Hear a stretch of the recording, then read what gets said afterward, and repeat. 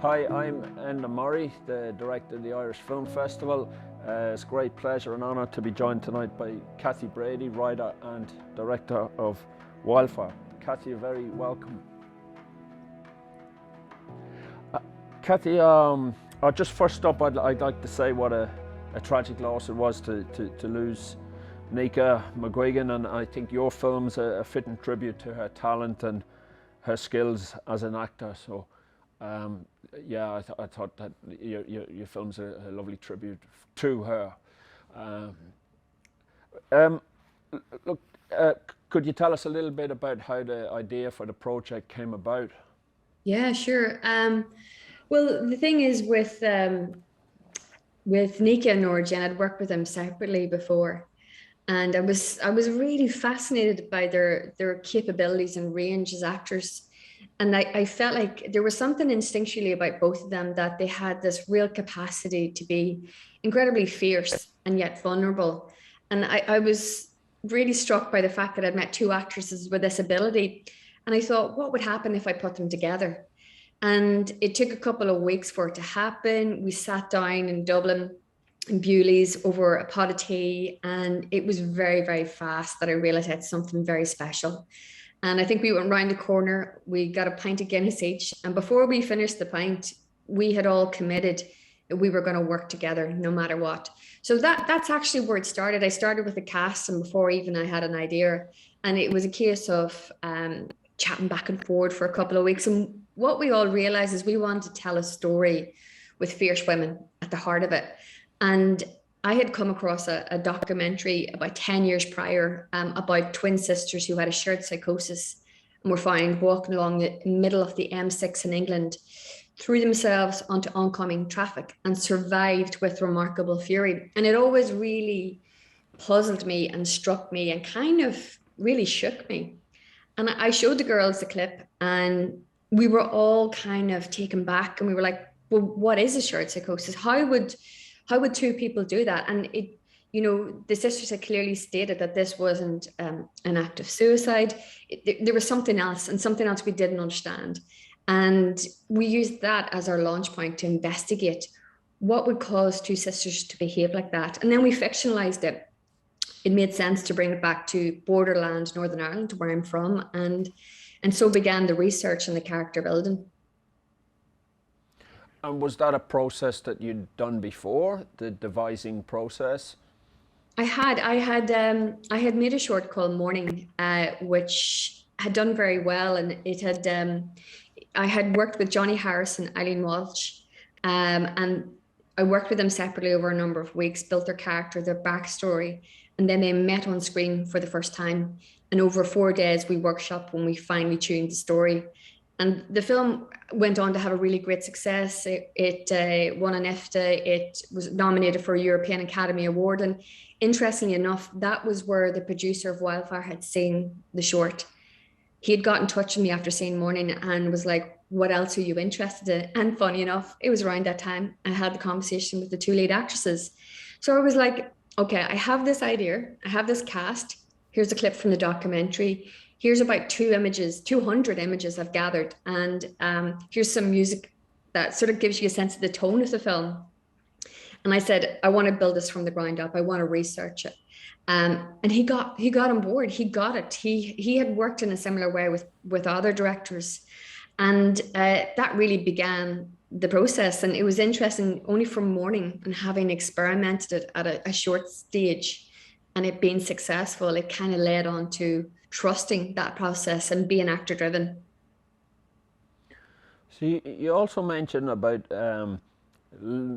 locating the film in the border, and how it was living in the shadow of the Troubles. And this was colouring your idea for the setting of the film.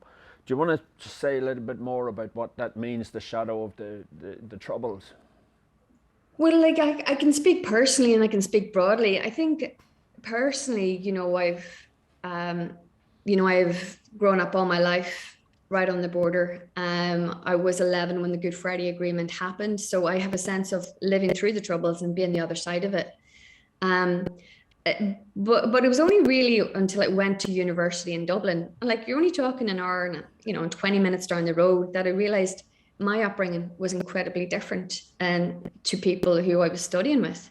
And I had taken for granted a lot of things, like about walking to school. Often where the Catholic schools were there, that's where the army barracks were. And obviously, there was always fully armed. You had snipers pointing at you, you had barricades to go through. Sometimes I wouldn't be able to get home because there might have been a bomb scare or a shooting. Or even one time we were studying, we were actually in the middle of an exam. I would think I was 13 at the time, and a nun came in and she says, "Girls, don't panic, but there's a bomb." And we were delighted because we didn't have to do the exam. And we went to the back of the school. And I remember telling this story, my first year of uni, and the horror, the absolute horror in people's faces. And I was like, whoa, there's something I haven't really realized about how I've been brought up. And I never directly came in contact with the Troubles. I was very lucky. My family were very lucky. But, it's within the community. And so that was something I was always wanting to investigate. And I think when I began the research with Wildfire, we were looking at psychosis, and our research was leading us to the idea of trauma and the trauma that has been repressed. So in a very abstract way, psychosis is a way of the body and the mind and the spirit reliving it in a way to transform. And it wasn't long before I started looking at psychosis and trauma within Northern Ireland. And it was very apparent that, we have soaring suicide rates, incredibly high antidepressant usage, in the world, really, really high. And you're talking about a generation that hasn't experienced the Troubles firsthand. So I was like, there's something wrong. There's something not right. There's a lot of healing that is in the process and has not yet been done. So it made sense to ground the story there. But I was always interested in the personal and the dynamic of the sisters' bond. Before, this, I didn't intend to make a political film. I was interested in a really tight relationship between a family, and then zooming out to the community, and then zooming out to, Northern Ireland as such.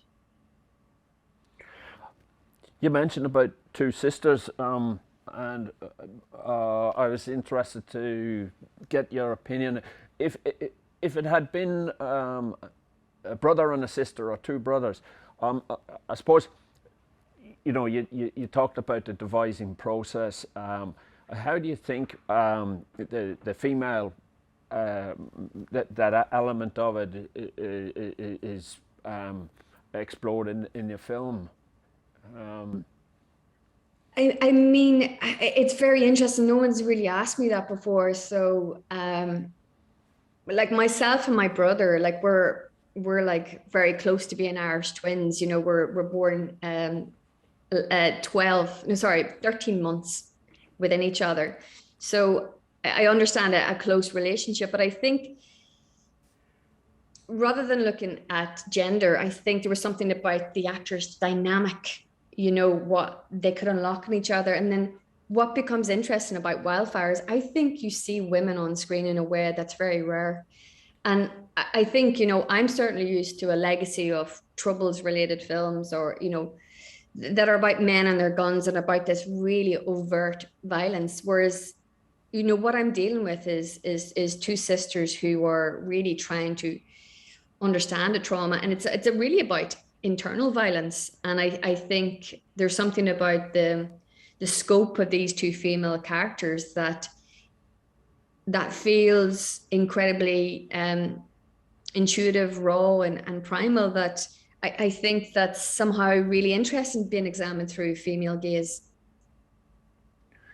The other thing I was interested in was, that you said you were 11 when Good Friday Agreement was signed, and a lot of young people watching the film may not have been around for the Troubles, and you talked about transgenerational.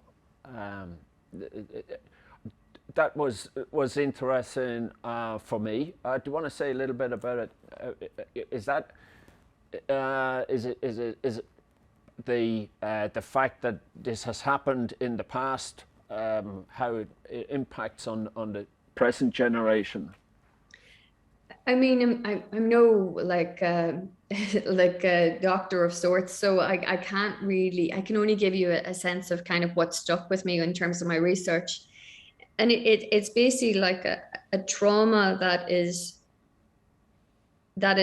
so raw in a sense with the troubles, like in the case of wildfire, you've got this mother whose husband was violently took from her in a bomb. And the people who were responsible for that bomb under the Good Friday Agreement were released and they moved back into the community. So her sense of healing and justice and retribution it's kind of not sitting very easy with her. And in a way, it's destabilizing. And so much so that it kind of really affects her mental well-being. But there's a pressure within the community to not address that, to move on, to not speak about it. So somehow she's sort of caught in this limbo where she's in so much pain, yet everyone's saying, for the sake of good, we need to move on. So she doesn't get her chance to kind of heal or to face it. So she buries it. And in a sense, that buried trauma, it finds its way to come out, and without giving too much of the story away, it sort of comes out in a way that her behavior becomes quite irrational, even if she loves her children. What you see with Lauren and Kelly is a lot of the truth is still not spoken loudly within the family. Even the mother's death, there's a question of how it happened, why it happened. But it's so scary. The truth is so scary that the family don't encourage that as an open discussion. And I'm really interested in the idea of, families that are pathologically secretive, communities that are pathologically secretive. So it's repressed. And I think within Lauren and Kelly's dynamic, Kelly is fighting for the truth. She wants to understand it. She knows something's not right and she can't explain it, but she doesn't have the information. Whereas Lauren has the information, but it's so scary for her to acknowledge it and to accept it that she buries it. And what happens, the two sisters are at loggerheads, and Lauren realizes if she doesn't speak the truth, she will lose her sister forever. So that for me was what I wanted to sort of talk about in terms of intergenerational trauma, but also the secrecy within families and in communities and why it happens.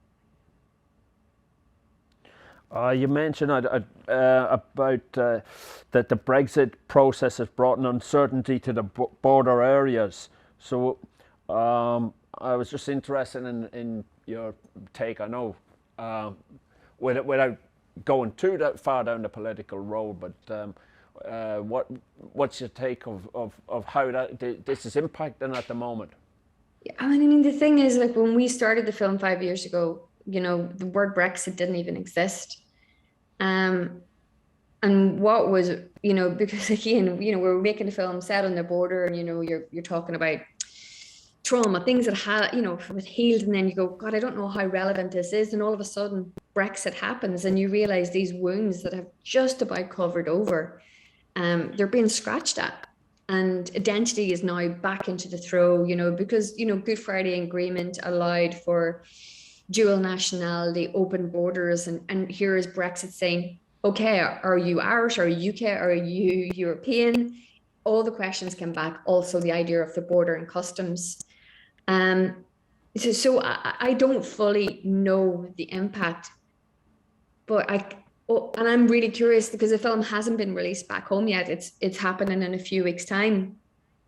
And I think that'll be the real testing ground for, is the story touching a nerve? Is it opening conversations? But I feel like we need to hold the space to continue talking. And I think Brexit has just dialed up the temperature. So it's whether we can keep talking openly and still like protect the peace. What for you? What was the most enjoyable aspect of making this film?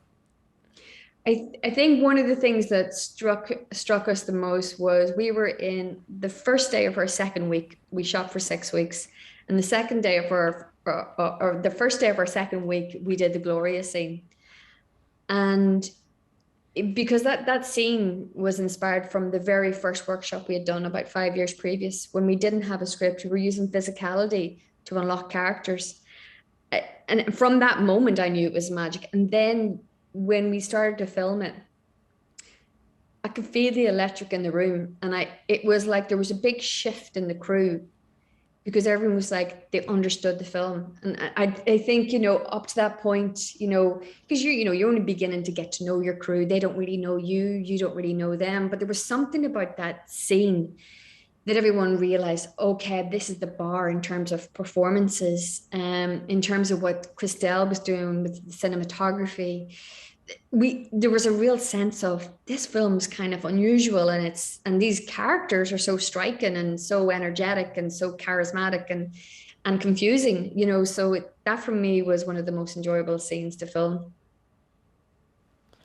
So we've got Wildfire at the festival. We've got Boys from County Hell. We've got a bump along the way, and then at the Galway Fla, we had Here Before. So would you say that there's a lot of filmmaking going on in Northern Ireland at the moment? What's happening? I think like it's really fascinating, and you've got the Tohill brothers as well, and so it's really interesting. It does feel like there's a breakthrough in terms of what's happening with that generation. And I kind of feel like for some of us, not all of us, we've all kind of gone away. And, I think Stacey here from, she would have cut her craft in London, and myself, I studied in London and then I did some TV there. But I feel like there's work that's returning home and looking at stories from home and the uniqueness of that. So it's really exciting. It's really, really exciting. And for yourself, have you got any projects in the pipeline? Yeah, I'm going to be working again with the same producers from Wildfire, working on a film called Sanctuary, which is at the very, very early stages of research and development. It's quite different in terms of tone. It's a dark comedy set in the Amazon jungle, so very different. Brilliant. Thanks a million for giving us the time, Cathy, and congratulations again on the film, and good luck in the future. Thank you. Thanks a million.